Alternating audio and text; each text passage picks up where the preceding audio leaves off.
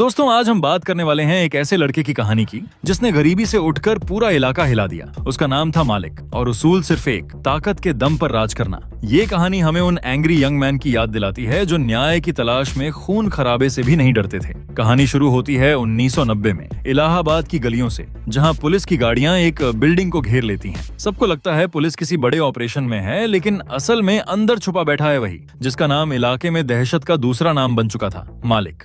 कहानी कट होती है और हमें दिखाया जाता है 1988, यानी 2 साल पहले का वक्त, जब मालिक के ट्रकों का शहर में दबदबा था और पुलिस को भी वो हिस्सा खिलाता रहता था। मगर एक दिन एक नया पुलिस वाला आता है जो रिश्वत लेने से मना कर देता है और मालिक के आदमी को सबके सामने पीट देता है। जब मालिक को ये बात पता चलती है तो वो उस पुलिस वाले को अपने अड्डे पर बुलाता है और सबके सामने उसकी पिटाई कर देता है और आखिर में उसकी जान भी ले लेता है। यहीं हमें पता चलता है कि मालिक, जिसका असली नाम दीपक गुप्ता है, इलाहाबाद का सबसे खतरनाक गैंगस्टर बन चुका है। इसके बाद कहानी में एंट्री होती है मल्हार नाम के विधायक की, जो मालिक से तंग आ चुका था। दिखावे में विधायक वही था, लेकिन असली सत्ता तो मालिक के हाथ में थी। वहीं चंद्रशेखर नाम का एक और गैंगस्टर भी था जो मालिक की जगह लेना चाहता था। वो अक्सर मल्हार से कहता, अगर अभी नहीं संभले तो एक दिन मालिक ही विधायक बन जाएगा। वो मल्हार को बताता है कि मालिक ने हाल ही में एक पुलिस वाले की हत्या कर दी है और अगर इसे अभी नहीं रोका गया तो मुश्किलें बढ़ जाएंगी। मल्हार को याद आता है प्रभुदास नाम का एक एनकाउंटर स्पेशलिस्ट, जिसने अब तक 98 एनकाउंटर किए थे और कोलकाता में रहता था।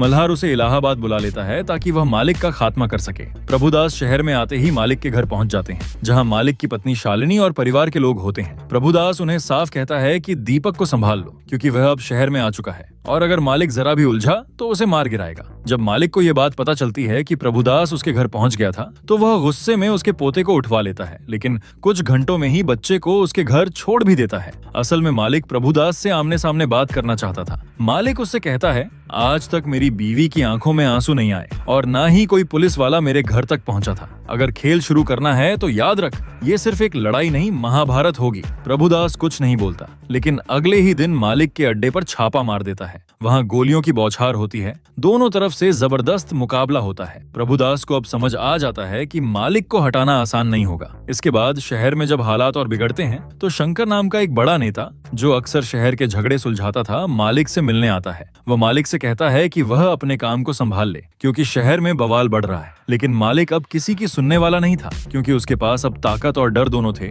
जिसने उसे इलाहाबाद का बेताज बादशाह बना दिया था। मालिक यानी दीपक अब इस कदर ताकतवर हो गया था कि वह शंकरदा जैसे नेताओं से भी नहीं डरता था। एक दिन वह शंकर से साफ कह देता है कि वह अब विधायक का चुनाव लड़ने वाला है। यह बात सुनकर विधायक मल्हार, जो फिलहाल कुर्सी पर बैठा था, शंकर से कहता है, अगर इसे अभी नहीं रोका तो एक दिन हम सबकी कुर्सियां चली जाएंगी, लोग हमसे डरना बंद कर देंगे। लेकिन शंकर मना कर देता है। वह कहता है, जिसके बारे में तुम बोल रहे हो वह कोई मामूली लड़का नहीं है, मैं तुम्हें उसकी कहानी सुनाता हूँ। शंकर बताता है कि जब उसने दीपक को पहली बार देखा था तब दीपक कॉलेज में पढ़ता था, तभी से उसमें बड़ा बनने की आग थी। दीपक का अपने पिता से रिश्ता भी कड़वा था, वह पिता की बातों को ज्यादा तवज्जो नहीं देता था। दीपक के पिता एक फैक्ट्री में काम करते थे, जहां उनके मालिक अक्सर आते रहते थे, लेकिन दीपक उनसे भी सीधे मुंह बात नहीं करता था। शंकर उस वक्त भी बड़ा नेता था। एक दिन जब वह कॉलेज में स्पीच देने आया तो दीपक ने उसकी बातें सुनी और पहली बार उसके अंदर कुछ कर दिखाने की चाह जगी। उसे लगा कि वह भी बड़ा आदमी बन सकता है, लेकिन किस्मत ने खेल खेला। शंकर के ही लोगों ने दीपक के पिता की जमीन पर कब्जा करने के लिए उनके खेत उजाड़ दिए।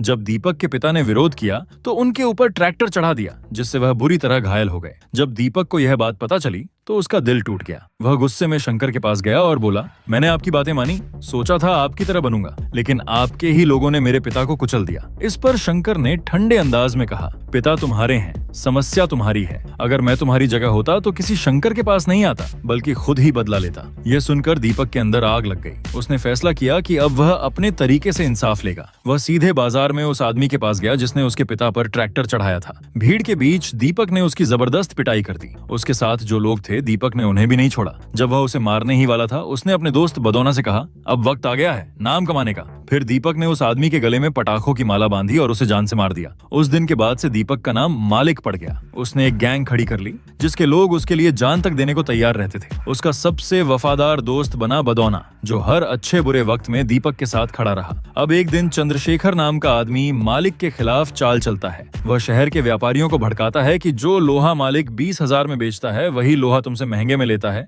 इसलिए आगे से माल मुझे देना। इस साजिश में विधायक मल्हार भी शामिल था, जिसने चंद्रशेखर को उकसाया था। जब मालिक को यह बात पता चलती है तो उसका गुस्सा फट पड़ता है। वह सीधे फैक्ट्री पहुंचता है और चंद्रशेखर के आदमियों की जमकर धुनाई करता है। कई लोगों को वह वहीं खत्म कर देता है, लेकिन चंद्रशेखर बचकर भाग जाता है और शंकर के पास शरण लेता है। अब शंकर के पास मालिक, चंद्रशेखर और विधायक मल्हार तीनों पहुंच जाते हैं। शंकर चाहता है कि सबका सेटलमेंट हो जाए ताकि शहर में बवाल खत्म हो सके, लेकिन इस बार मालिक का इरादा साफ था। अब वह किसी के कहने पर पीछे हटने वाला नहीं था। जब शंकर दा मालिक से सेटलमेंट की बात करता है, मालिक दो टूक कह देता है कि अब कोई समझौता नहीं होगा। उसने साफ कह दिया, अगर अगली बार किसी ने दखल दी तो चाहे वो शंकर दा ही क्यों ना हो, उसकी लाश गिरेगी। शंकर समझ जाता है कि मालिक अब किसी के काबू में नहीं आने वाला। वो मल्हार से कहता है, अब इसे खत्म करना पड़ेगा, ये आदमी हद से बाहर हो गया है। इसके बाद पुलिस की मशीनरी पूरे जोर से एक्टिव कर दी जाती है। डीएसपी प्रभुदास अपनी पूरी फोर्स उतार देता है। मालिक के लोगों को जहां पाता वही ढेर कर देता। गांव शहर में मालिक के आदमी अब छिपकर जीने लगे थे। मालिक को लगा कि यह सब विधायक मल्हार करवा रहा है ताकि अगली बार वह चुनाव न जीत पाए, लेकिन मालिक जल्दी समझ गया कि यह चाल किसी और की है। जब पता चलता है कि सब खेल शंकर का है तो मालिक सीधे शंकर की तरफ बढ़ता है। जहां शंकर के लोग सेमी ऑटोमेटिक हथियार चला रहे थे, मालिक के लोग पूरी ताकत से ऑटोमेटिक बंदूकें लेकर टूट पड़ते हैं। शंकर का घर गोलियों से छलनी कर देते हैं। मालिक जब शंकर से आमने सामने होता है, शंकर गुस्से में कहता है, हम तुम्हारे बाप हैं। मालिक जवाब देता है, बाप गद्दारी नहीं करता, और शंकर को खत्म कर देता है। शंकर जैसे बड़े नाम के मरते ही पुलिस और ज्यादा आक्रामक हो गई। इसी बीच मालिक की पत्नी शालिनी उससे मिलने आई। उसने कहा, मुझे हर वक्त डर लगता है, पता नहीं कब कौन सी खबर आ जाए। मालिक हंसकर कहता है, डर मत, आज तक ऐसी कोई गोली बनी ही नहीं जो मुझे मार सके। तभी शालिनी बताती है कि अब बात सिर्फ उनकी नहीं है, तीसरा मेहमान भी आने वाला है। जी हाँ, शालिनी प्रेग्नेंट थी और चाहती थी कि मालिक उसके साथ कुछ वक्त बिताए। मालिक उसे एक सेफ हाउस ले जाता है और दोनों कुछ दिन साथ रहते हैं। इसी बीच शालिनी पहली बार मालिक से कुछ मांगती है। वह चाहती है कि मालिक पुलिस के सामने सरेंडर कर दे। मालिक मना कर देता है तो शालिनी नाराज होकर उससे बात करना बंद कर देती है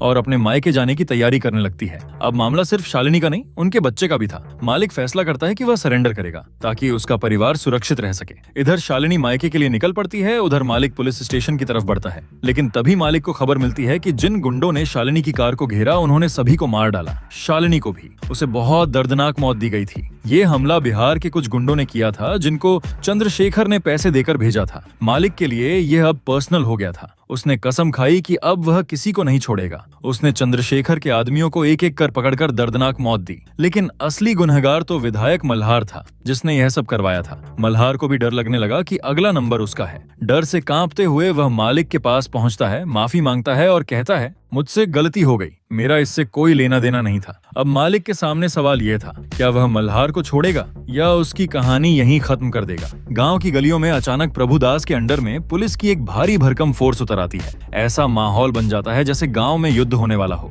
चारों तरफ नाकाबंदी कर दी जाती है ताकि मालिक और उसके लोग गांव से बाहर ना निकल पाएं। मालिक के लोग इधर उधर छिपकर अपनी जान बचाने की कोशिश करते हैं, लेकिन पुलिस का शिकंजा इतना तगड़ा होता है कि उनके पास भागने का कोई रास्ता नहीं बचता। अब मालिक के पास गिनती के सिर्फ 4 आदमी ही रह जाते हैं, जिनमें उसका सबसे खास बदौना भी शामिल था। सभी एक बंकर में छिपकर जान बचाने की कोशिश करते हैं, लेकिन पुलिस वहां भी पहुंच जाती है और गोलियों की बौछार कर देती है। इसी बीच एक ऐसा राज सामने आता है जिसने सबको चौंका दिया। मालिक को उस वक्त सबसे बड़ा धोखा अपने ही आदमी बदौना से मिलता है। बदौना अचानक मालिक के 2 साथियों को गोली मारकर खत्म कर देता है। यहीं पर सच्चाई सामने आती है कि असल में शंकर की हत्या, शालिनी की मौत और विधायक मल्हार की हत्या सबके पीछे बदौना ही था। उसकी असली ख्वाहिश हमेशा मालिक की जगह लेने की थी। अब मालिक और बदौना के बीच एक जबरदस्त भिड़ंत होती है। दोनों में घूंसे और गोलियां चलती हैं, लेकिन मालिक बदौना को मारने की बजाय छोड़ देता है। सोचता है कि शायद उसमें इंसानियत बाकी होगी, मगर यह मालिक की सबसे बड़ी गलती साबित होती है। बदौना मौका देखकर मालिक पर पीछे से 2 गोलियां दाग देता है और बंकर से बाहर निकलकर पुलिस को बताता है कि मालिक अब मरने ही वाला है। पुलिस वालों में कोई भी हिम्मत नहीं करता कि वह बंकर में घुसकर मालिक का सामना करे,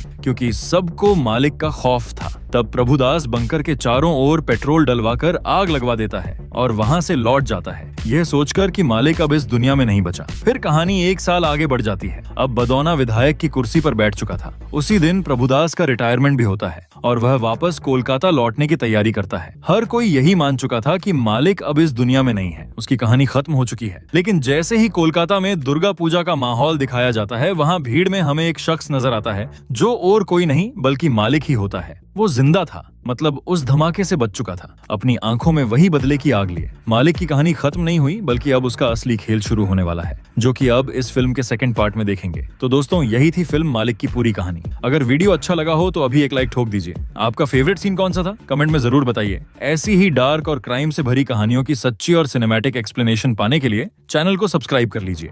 ऐसी ही और भी मूवीज को मैंने अपने चैनल पर एक्सप्लेन किया है, तो आप चैनल पर जाकर या प्लेलिस्ट में जाकर देख सकते। डेफिनेटली आपको बहुत पसंद आएगी। तो फिर मिलते हैं अगली वीडियो में, तब तक के लिए जय हिंद।